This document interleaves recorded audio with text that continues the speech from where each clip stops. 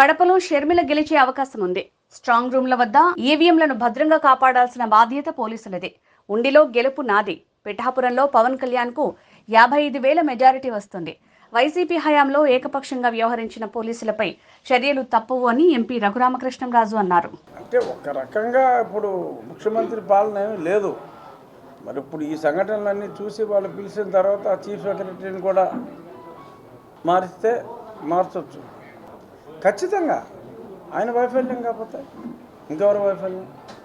100% ఇక్కడ వరకు పోలీస్ వైఫల్యమే. మీ జిల్లాలో జరిగిన సంఘటన ఖచ్చితంగా పోలీస్ వైఫల్యం, అందులో ఎటువంటి అనుమానం లేదు. బట్ నేను అనేది ఓవరాల్గా గతంలో మనం ఎన్నికల ముందు భయపడిన దాని మీద కొంచెం బెటర్ అయింది, కానీ మరి ఈ ప్రాంతంలో చాలా దారుణంగా ఉంది. అంటే నేను ప్రతి దగ్గర ఇలా లేరని చెప్తున్నాను. ఈ ఫోకస్డ్ ఏరియాస్లో వాళ్ళు కావాలని ముందే ఐడెంటిఫై చేసుకుని దుర్మార్గులైన అధికారులను పెట్టుకున్నారు. మరి వాళ్ళని రేపు ప్రభుత్వం మారిన వెంటనే వాళ్ళ మీద చర్యలు తీసుకోవాలి. అంటే ప్రతి దాడులు చేయించాలనేదే వాళ్ళ ఉద్దేశంగా మనం అనుకోవాలి. అంటే మనం ఒక చెంప మీద కొడితే, ఒక బీరు బాటిల్ కొడితే ఇంకో బీరు బాటిల్ ఇచ్చి దీంతో కూడా కొట్టరానే అలా అని నేను అంటలా. కానీ మనం అప్రమత్తంగా ఉండి వాళ్ళ ఉన్మాద చర్యల్ని ఆపవలసిన అవసరం ఉంది. కంటికి కన్ను, పంటికి పన్ను, అత్యధిక మెజారిటీతో గెలవబోతున్నాం. ఓటమి భయంలో వాళ్ళు ఉన్నారు. సో కొంత సంయమనం మనమే పాటించాలి అనేది నా ఉద్దేశం. నేను తన్నులు తినమని కాదు చెప్పేది, అవకాశం కూడా వాళ్ళకి ఇవ్వకుండా జాగ్రత్తగా ఉండాలనేది.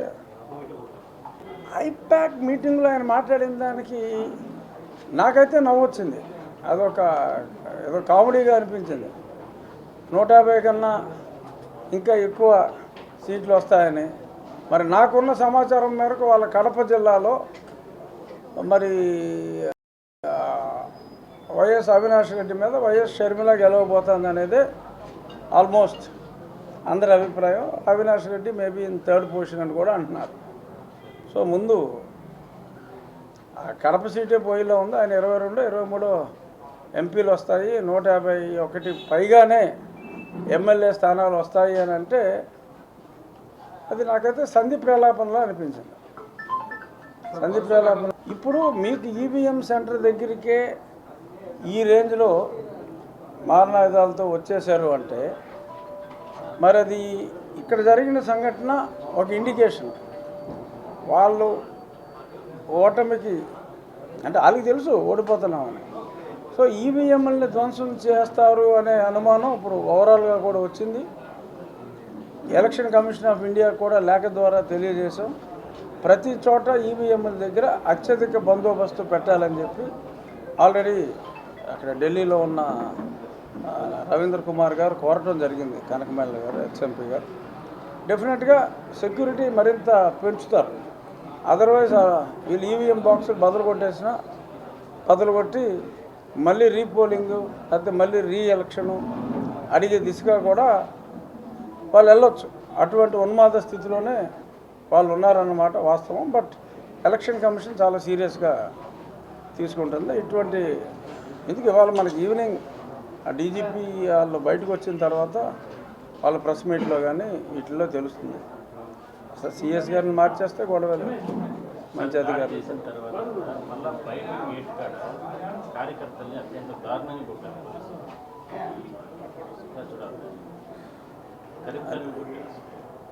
అదే అది అన్నీ జరిగినాయి, అన్ని విజువల్స్ కూడా ఉన్నాయి. దురదృష్టం. మనం ఏం చేయాలన్నా ఇప్పుడు కొన్ని నియోజకవర్గంలో చాలా ప్రశాంతంగానే జరిగింది. కాకపోతే జగన్మోహన్ రెడ్డి గారు ఇంకొక అభ్యర్థిని తెలుగుదేశం ముసుగులో ఆయనే బాగా ఫండ్ చేసి ఆయన ఇద్దరికి ఫండ్ చేయవలసి వచ్చింది. ఏం చేసినప్పటికీ ఘోరమైన పరాజయం ఉంటుంది. పిఠాపురం ఆయనకి 55,000 రేంజ్లో మెజారిటీ. కళ్యాణ్ గారు చాలా ఎక్కువ డబ్బు ఇచ్చారు. అయినప్పటికీ కూడా సార్ నిన్న తాడిపత్రికి ఒక డిఎస్పీ రాజంపేట నుంచి అతను ఎస్పీకి తెలియకుండా వెళ్ళి నిన్న రాత్రి టీడీపీ వాళ్ళ ఇళ్ళ మీద దాడులు చేశారు అంటే ఎస్పీకి తెలియకుండా ఎలా వెళ్తుంది ఏదైనా ఊరిన నాటకమా లేకపోతే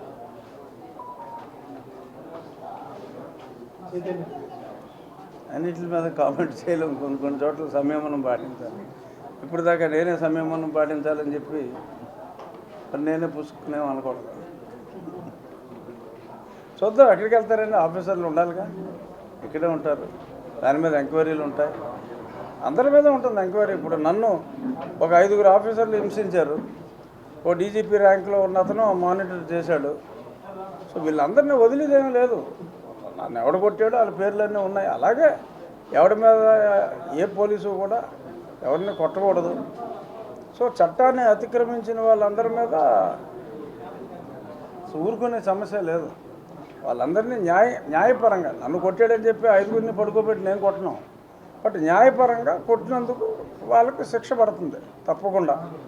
అలాగే ఎక్కడ ఎవరు అన్యాయం చేశారో వాళ్ళ మీద చట్టపరంగా అన్ని ఎంక్వైరీలు ఉంటాయి. ఎందుకంటే వాళ్ళ కింద ఉన్న వాళ్ళే చెప్పేస్తారు సాక్ష్యాలు రేపు తర్వాత ప్రభుత్వం మారిన వెంటనే.